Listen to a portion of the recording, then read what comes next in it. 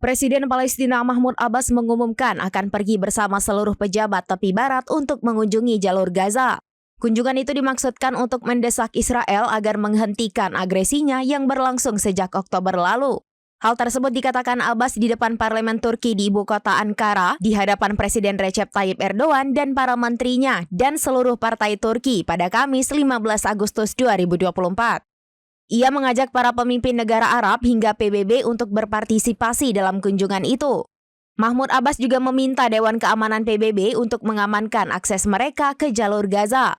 Ia menegaskan kunjungannya ke Turki untuk menyampaikan penderitaan rakyat Palestina sejak pendirian Israel pada tahun 1948.